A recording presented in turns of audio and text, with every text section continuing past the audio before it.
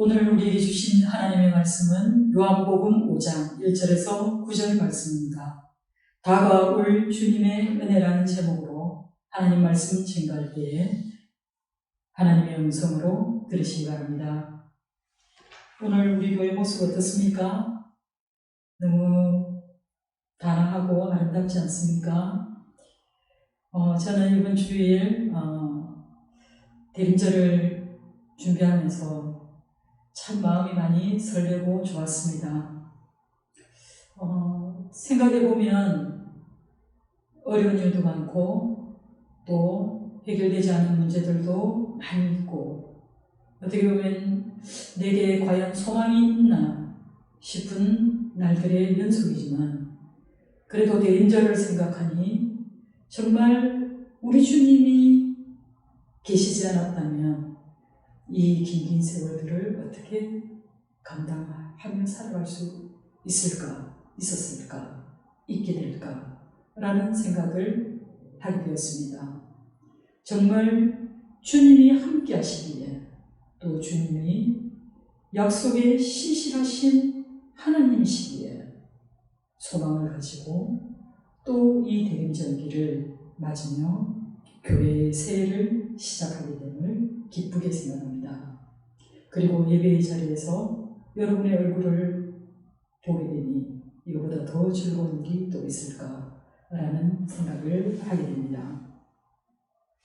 사랑하는 성도 여러분, 오늘은 교회력에 따른 기다림의 절기인 대림절 첫째 주일입니다. 대림절은 사람의 몸으로 이 땅에 오신 예수 그리스도를 기념하고 또 말씀과 성례전을 통해서 오늘도 사람들에게 오시는 예수 그리스도를 기념합니다. 그리고 마지막 심판날에 최후에 오실 그 예수 그리스도를 대망하는 것이 바로 대림절기입니다. 대림절은요 4주간 이어지는데요. 옛날에는 대림절을 강림절이라고도 불렀습니다. 예수님의 오심을 기다리는 절기이기에 대림절 첫날은 교회에게 새해와 마찬가지입니다. 오늘 우리가 보고 있는 것처럼 대림절을 상징하는 색깔은요 보라색깔입니다. 매주마다 차례대로 진보라에서 연보라 그리고 분홍빛 그리고 흰색 초를 순서대로 밝힘으로써 흑암과 같은 이 세상에 큰 빛으로 오신 예수 그리스도의 탄생을 대망하는 절기가 바로 대림절입니다. 그리고 대림절에 우리가 보면 또 푸른 나무가지로 그 초를 감싸고 있는 것을 보게 되는데요. 이 둥근 대림환을 그것이 시작도 끝도 알 수 없는 하나님의 사랑을 상징한다라고 말합니다. 사랑하는 성도 여러분, 오늘 대림절 첫째 주일로 저희도 4개의 초 가운데 진보라 초를 밝혔습니다. 기다림과 그리고 소망의 예배를 하나님께 올려드리는 그런 기쁨의 시간이 되기를 소망합니다. 사랑하는 성도 여러분, 기독교는 소망의 종교이고 기다림의 종교입니다. 우리는 이미 오신 예수 그리스도의 복된 소식을 믿는 사람들입니다. 그러나 아직 도래하지 않은 하나님 나라를 기다리는 사람들입니다. 기독교는 전적으로 종말론적이지만 주님의 오심을 기대하고 고대하는 그런 희망의 자세로 날마다 전진하는 종교입니다. 기독교는 현실을 뛰어넘는 그런 유토피아를 꿈꾸는 사람들이 아닙니다. 우리는 이 땅에서 하나님 나라가 실현되기를 바라고 또 다시 영원한 하나님의 나라로 순례하는 그 순례의 길에 동참하는 사람들입니다. 우리가 가는 길은 생명을 살리는 길이고 이 땅에서 헌신하며 봉사하는 삶을 살아가는 사람들입니다. 우리의 신앙은요, 더 이상 인간에게는 소망이 없다는 것을 알고, 그리고 모든 소망이 살아가는 그 경계에서 십자가에 달리신 예수 그리스도의 죽음과 부활을 믿음으로 믿었기에 이제 새로운 삶을 살아내는 것이 바로 우리의 신앙인 것입니다. 그와 같은 믿음이 우리를 기다림 속에서 담대한 확신을 가지고 인내하며 온 힘을 다해서 자신에게 주어진 모든 일에 최선을 다하고 열정을 다해 살아가는 것이 바로 기독교인의 삶입니다.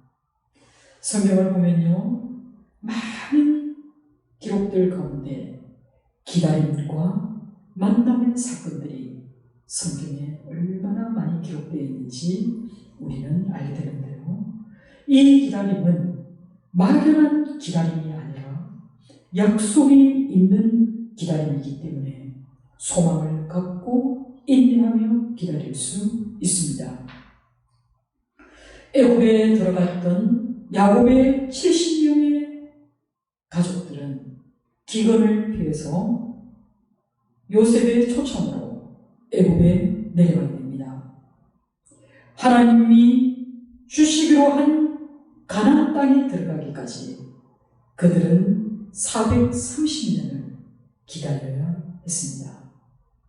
그리고 남유다가 BC 586년에 바벨론에 의해서 멸망당하고 그들이 포로로 끌려가 70년을 바벨론에서 나라 없는 백성으로 살아갈 수 있었던 것도 그들이 다시 자기 땅을 회복할 것이라는 소망이 있었기 때문에 기다릴 수 있었습니다. 그리고 하나님께서는 이사야 선지자를 통해서 약속하신 다윗의 자손, 그 메시아를 그 백성들이 적어도 700년 동안 기다려야 했습니다. 우리의 신앙이라고 하는 것은 기다림의 연속이고, 그리고 그 기다림은 반드시 이루어질 약속이 있기 때문에 인내할 수 있는 것입니다. 그리고 여러분, 구세주로 오신 우리 주님께서 십자가에 죽으시고 사흘 만에 부활하신 후에 승천하실 때 말씀하셨습니다. 너희들이 본 그대로 오리라 말씀하시고도 오늘날까지 무려 2000년이라는 세월이 흘러가고 있습니다. 그럼에도 불구하고 우리가 이 약속을 기다리는 것은 우리 하나님은 한 번 약속하신 그 약속을 언제나 신실하게 지키셨기 때문입니다. 이미 시작되었으나 아직 완성되지 않은 이 기다림의 연속은 막연한 기다림이 아니라 소망이 있고 또 은혜 가운데 기다릴 수 있는 그 믿음을 우리에게 주기 때문에 우리는 현실 속에서도 낙심하지 않고 천성을 향해 끊임없이 나아갈 수 있는 것입니다. 오늘 우리에게 주신 하나님의 말씀은 요한복음 5장에서 예루살렘에 있는 베데스다 연못가에 누워있던 38년 된 병자를 고친 이 사건은 요한복음에 기록된 7개의 표적 가운데 세 번째 나오는 표적의 말씀입니다. 본문에 언급되는 내용은 공간복음, 즉 마태복음, 마가복음, 누가복음에는 기록되어 있지 않습니다. 그럼에도 불구하고 요한이 이 사건을 놓치지 않고 그의 복음서에 기록할 수 있었던 것은 바로 예수께서 인간을 구원하시기 위해 오신 하나님의 아들이시고, 또 그는 예루살렘을 중심으로 그 사역을 통해서 그가 하나님 아들 되심을 우리에게 전해주기 위해서 기록에 남겨두었던 것입니다.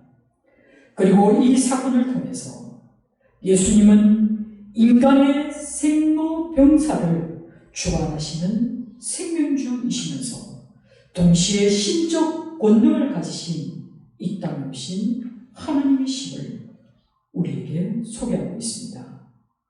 그런데 이 사건이 이루어졌던 날이 하필이면 안식일이었다 라고 언급하면서 이 사건이 중요한 이유가 그 이어지는 본문에 기록되어 있음을 우리는 알게 됩니다. 안식일에 병자를 고친 이 사건을 계기로 해서 예수님은 유대인들로부터 극심한 반감을 초래하게 됩니다. 그리고 예수님과 유대인 사이에는 안식일 논쟁이 벌어지게 됩니다. 오늘 우리가 살펴볼 본문은요, 이 베데스다 연못에서 치유받은 한 사람의 이야기를 나누고자 합니다. 예수님은 유대인들의 명절이 되어 예루살렘으로 올라가셨습니다. 이 명절은 말 그대로 유대인의 명절이지만 그 명절이 유월절인지 불임절인지 우수절인지 초막절인지에 대해서는 정확하게 소개하고 있지 않지만 그것은 별로 중요한 것 같지 않습니다. 어찌되었든 명절에 예루살렘에 모이는 그 경건한 유대인들은 관습을 따라서 성전을 향해 갑니다. 우리 예수님도 그들처럼 예루살렘으로 향해 올라가셨습니다. 그곳에 베데스다 연못이 있다고 얘기하는데요, 이것은 예수님 당시에 예루살렘 성 북쪽 벽 가까운 곳에 있었습니다. 성전으로 들어가는 양문 곁에 이 연못이 있었다고 이야기합니다. 여러분, 예루살렘 성전을 쌓고 있는 문이 8개 정도 있습니다. 예루살렘 성에서 성전과 바로 통하는 문이 우리가 알고 있는 미문입니다. 그런데 이 성전 위쪽 북쪽에 있는 그 문이 바로 무슨 문이다? 양문입니다. 양문을 조금만 벗어나면 그 옆에 있는 연못이 바로 베데스다 연못이라고 말하고 있습니다. 이 양문은요, 다른 이름으로 오늘날에는 사자문 혹은 스데반의 문이라고 불려집니다. 그런데 우리가 이 양문을 기억할 필요가 있는데요, 이 양문은 바로 우리 주님께서 십자가를 지시고 걸으셨던 바로 십자가의 길, 비아 도로로사라고 하는 그 십자가의 그 시작점이 바로 이 양문이라는 사실입니다. 베데스다 연못에 대한 기원은요, BC 8세기까지 올라갑니다. 우리가 이사야서나 열왕기 하를 보면 윗못수로라고 되어 있는데요, 이곳이 바로 베데스다 연못의 기원입니다. 성전산 북쪽에서 기드론 골짜기로 흐르는 그 작은 계곡을 막아서 자장했던 그곳이 바로 이 베데스다 연못입니다. 그런데 기원전 2세기, 즉 주전 200년경에 베데스다 연못은 제사장 시몬에 의해서 대대적인 확장 공사를 하게 됩니다. 그래서 이 연못은 새로 조성된 인공연못으로 연못이 2개 있었다라는 기록이 있습니다. 그런데 오늘날에는 이 베데스다 연못의 물들이 다 말랐지만은 기록에 의하면 이 연못은 마치 바다처럼 늙었다라고 기록되어 있습니다. 그리고 예수님이 태어났을 그 당시에 왕이 누굽니까? 헤롯입니다. 헤롯은 베데스다 근처에 새로운 연못을 만들어서 성전에 공급되는 물을 목적으로 이 연못을 만들었다기보다는 오히려 병을 고치고 그리고 이방 종교의 풍습을 행하는 장소로 이곳을 바꾸어 놓았습니다. 본문에서도 알 수 있는 것처럼 예수님이 이곳 베데스다 연못을 지나가실 때에는 유대인의 명절이었다라고 이야기하고 있습니다. 지금도 마찬가지지만 명절이 되면 흩어져 있던 많은 디아스포라들이 그리고 각각 지방에 거주하고 있는 사람들이 이 유대 예루살렘에 몰리게 됩니다. 그 숫자는 무려 15만에서 20만 정도 될 만큼 엄청나게 많은 사람들이 이곳에 모입니다. 이곳에 몰린 사람들이 왔을 때 그들은 유대 예루살렘 유명한 지역을 생각해보고 또 그곳에는 병이 치유되는 능력이 있는 연못이 있다라는 소문이 팔아있기 때문에 이곳에 있는 사람들은 어쩌면 이 베데스다 연못을 꼭 방문하고 싶었을 것입니다. 그래서 이 베데스다 연못에는 언제나 사람들이 인산인해를 이루고 있었습니다. 3절 하반절과 4절의 그 대갈로로 묶여있는 이 부분을 통해서 우리는 당시 병자들이 이 연못에 왜 머물렀는지에 대한 그 이유를 알 수 있습니다. 3절에 보면요, 그 안에 많은 병자, 맹인, 다리 저는 사람, 혈기 많은 사람이 누워 있었다라고 기록하고 있습니다.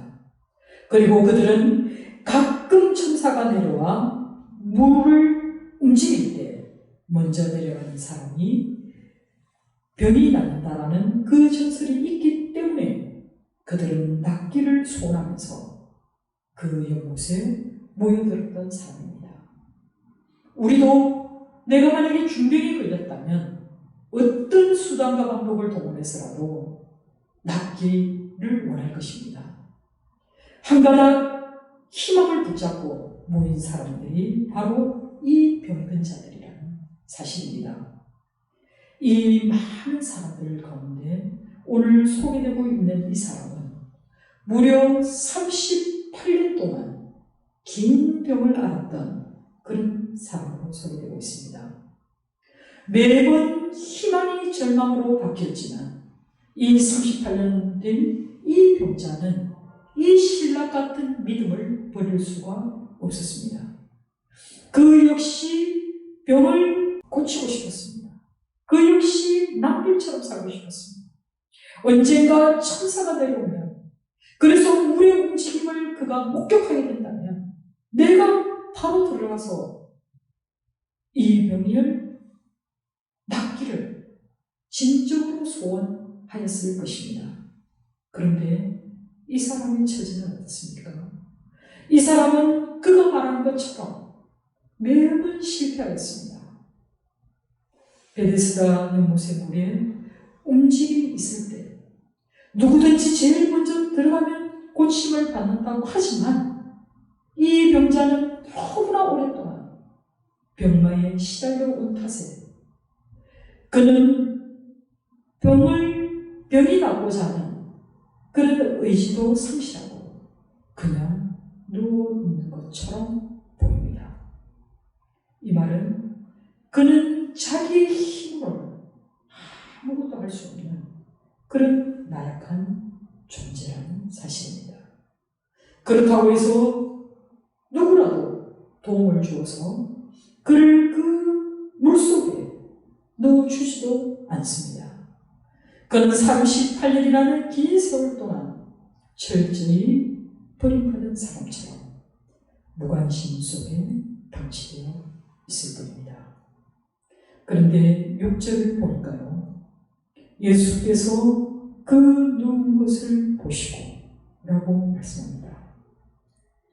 아무도 그에게 도움의 손길을 주지 않고 그에게 눈길 한번 주지 않을 때, 다들 베데스다 연못에 온 사람들은 자기들이 먼저 들어가기 위해서 이기심을 발동하고 또 그것을 우리가 무리하다라고 얘기할 수 없습니다. 그런 사람들에게 있어서 오히려 그 사람은 경쟁자조차 되지 않는 그런 사람에게 우리 주님은 눈길을 돌리셨습니다. 그리고 예수님께서 그 병자를 보시고 그 가련한 자의 그 소망 없는 마음 가운데 우리 주님이 친히 찾아오십니다. 예수께서 그 누운 것을 보시고 병이 벌써 오래된 줄 아셨다고 말씀합니다. 세상 사람들은 그가 어느 정도 병을 앓고 있었는지, 얼마나 오랜 동안 앓고 있었는지에 대해서 관심이 없습니다.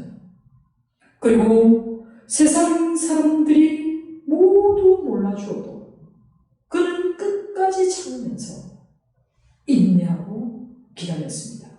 언젠가는 나도 이 병을 낫게 되리라. 그렇게 기다리고 기다리는 가운데 예수님이 그를 보시고 또 그를 알아보셨습니다. 그 비참한 처지에 놓인 병자에게 예수님은 관심을 가지시고 말씀하십니다. 내가 낫고자 하느냐. 예수님께서 병자를 고치실 때마다 꼭 그 병자에게 질문합니다. 네가 정말 낫기를 원하느냐? 왜 물으셨을까요? 이 질문은 단순히 그의 동의를 구하는 것이 아닙니다. 그에게 낫고자 하는 의지가 있는지 없는지가 예수님이 궁금해서 물으신 것이 아닙니다. 이 예수님의 질문은, 예수님의 이적 가운데 번번이 등장하는 이 질문은 그 궁극적인 목적이 믿음을 통한 구원의 확실성을 우리에게 말씀해 주기 위한 것입니다. 그런데요, 예수님이 이 질문을 하였을 때 이 사람은 대답을 즉각하지 않습니다. 오히려 교묘하게 그 대답을 회피합니다. 자신의 처지에 대해서 오로지 한탄만 할 뿐입니다. 그는 뭐라고 대답합니까? 물이 동할 때 먼저 뛰어내려 가봐도 사람들이 나를 저 연못에 넣어주지 않는다. 먼저 앞서간 사람들이 이미 들어갔기 때문에 나는 못에 들어갈 방법조차 없다라고 얘기하는 것입니다. 자기에게는 그런 기회조차 오지 않는다고 말합니다. 그러면서도 그는 그곳을 결코 떠날 수 없는 그런 가련한 사람인 것입니다. 그가 왜 이곳을 떠나지 못했는지 우리는 사실 알지 못합니다. 그에게는 이미 가족도 있었을 것이고 또 친구도 있었을 것이고 그가 살았던 사회에 공동체가 분명히 있었을 것이지만 38년간의 그 긴 병 가운데 모두 떠나고 그는 홀로인 것입니다. 그런 그에게 예수님께서 다가오셨습니다. 그리고 말씀합니다. 내 자리를 들고 걸어가라 라고 말씀합니다. 걸어가라는 이 말씀에는 내 병이 이제 나았으니 이제 멈추지 말고 너는 계속 걸어라는 아주 능동적인 표현입니다. 이 명령은 그 병자가 완전하게 치유되었고 그리고 지속적으로 그 상태가 치유된 상태가 유지될 것을 보증해 주시는 말씀입니다. 이 병자는 하나님의 능력으로 나음을 얻었습니다. 여러분, 이 표적의 특징은 무엇입니까? 자세히 살펴보면요, 이 병자는 자신의 병 낫기를 예수님께 요구하지 않았습니다. 그리고 또 예수님을 찾지도 않았습니다. 자기의 병이 낫게 해달라고 애원하지도 않았습니다. 그럼에도 불구하고 예수님은 그 사람을 먼저 찾아내시고 또 그 사람이 힘을 가질 수 있도록 그를 치유해 주시고 또 그를 회복시켜 주셨다는 겁니다. 이 사건을 통해서 우리가 알 수 있는 것은 우리의 모든 것을 주관하시는 분은 바로 예수님이심을 우리에게 전하는 것입니다. 38년 동안 고치지 못했던 그 고질병을 우리 주님의 말씀으로 치유되었다는 이 사실은 우리 주님이 초자연적인 지식과 능력을 가지고 계신 분이심을 증명하고 있습니다. 여러분, 이 사람은 정말 막연한 가운데 오직 한 가지의 희망, 그것은 내가 낫기를 원하는 그 소망이었습니다. 그는 아무리 베데스다 연못에 38년을 있었다 할지라도 그의 병은 아무도 고쳐주지 못했습니다. 아무도 그의 병에 관심도 가지지 않았습니다. 여러분, 우리의 삶의 자리에서 우리가 진정으로 더 나은 삶과 행복을 추구하고 산다 할지라도 진정으로 우리가 예수를 만나지 못한다면 우리의 삶은 정말 고질병처럼 정말 나의 습관 하나조차도 고칠 수 없는 그런 중증이 익숙해진 모습으로 그냥 살아갈 뿐입니다. 여러분, 9절에 예수님을 만난 사람이 곧 나아서 자리를 들고 걸어갔다라는 이것은 그가 기다리던 그 주님의 은혜로 이제 그가 모든 삶을 회복하게 되었음을 말씀하고 있습니다. 사랑하는 성도 여러분, 우리도 많이 지치고 힘이 듭니다. 어쩌면 저의 경험으로 IMF 이후로 지금까지 경제가 나아지지 않았습니다. 오히려 양극화는 더욱 극심해졌습니다. 중산층이 무너졌습니다. 우리의 삶 속만 들여다보면 모든 사람들이 아파합니다. 어떤 모양으로든 사람들은 절망 가운데 있습니다. 눈먼 사람들처럼 진리를 보지 못합니다. 벙어리 있는 사람처럼 진실을 말하지 않습니다. 그리고 우리가 나아가야 할 길에 다리를 저는 사람처럼 비틀거리며 길을 갑니다. 나름대로 반드시 산다고 하지만 되돌아보면 그런 길이 일직선인 것을 경험하지 못합니다. 우리가 진정으로 주님을 만나지 못한다면 우리는 이와 같은 이 세상에서 베데스다 연못에 모여든 사람들이 마치 병든 사람들로 가득 차 있었던 것처럼 예수를 만나지 못한 인생은 내가 아무리 것이 화려하고 내가 사는 집이 아무리 높고 튼튼해 보일지라도 모든 것이 허사입니다. 여러분, 예수를 믿으시기 바랍니다. 신실하게 믿으시기 바랍니다. 약속에 신실하신 하나님은 우리에게 하신 모든 약속을 반드시 지키십니다.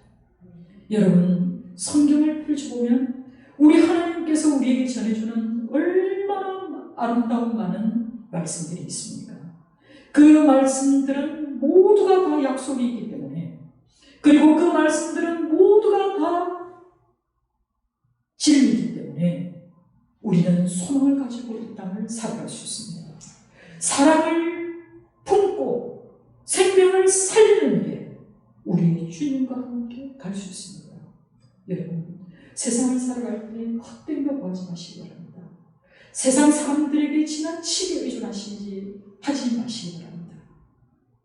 우리의 소망은 하나님께 있습니다. 대림절을 통해서 다가오실 그 주님, 어디선가 나를 향해 걸어오실 그 주님을 우리가 온몸으로 맞을 준비를 하여야 할 줄 믿습니다.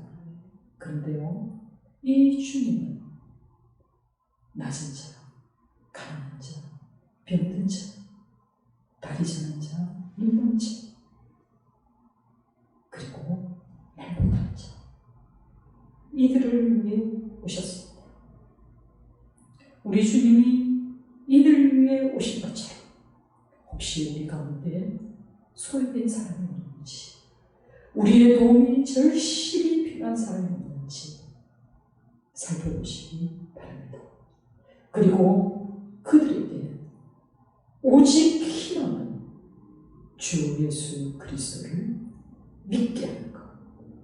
우리의 힘으로, 우리의 능력으로 아니라 주님이 주신 그 말씀의 능력이 있기 때문에 우리는 그 말씀을 오로지 전하는 것입니다. 주님이 오늘도 내게 묻습니다.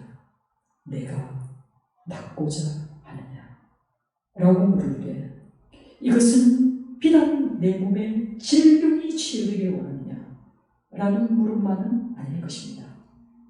이 물음의 진정한 의미는 육적으로 뿐만 아니라 영적으로도 너희가 병들었다면 정말 네가 낫기를 원하느냐? 라는 물음일 것입니다. 사랑하는 성도 여러분, 우리 주님이 오셔야, 우리 주님이 내 마음에 있어야 모든 문제가 해결됩니다.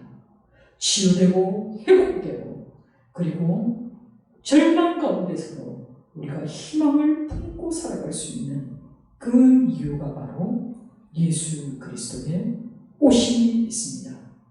대림절 첫 번째 주일, 우리의 주변 환경을 살펴보면 우리의 마음이 많이 지치고 힘듭니다. 또 이 긴 날들을 어떻게 통과할 수 있을까 고민이 될 때도 많습니다. 그러나 반드시 주님이 우리와 함께 하실 때 우리는 세상에 드러나는 모든 악들을 확인하고, 그리고 주님이 주시는 그 평화 가운데 살아가게 될 줄 믿습니다. 대림절 첫 번째 주일, 성탄이 되기까지 우리가 간절한 기도와 소망 가운데, 그리고 기다림 가운데 대림절기를 보내는 저와 여러분 되기를 주님의 이름으로 축원합니다. 기도하겠습니다.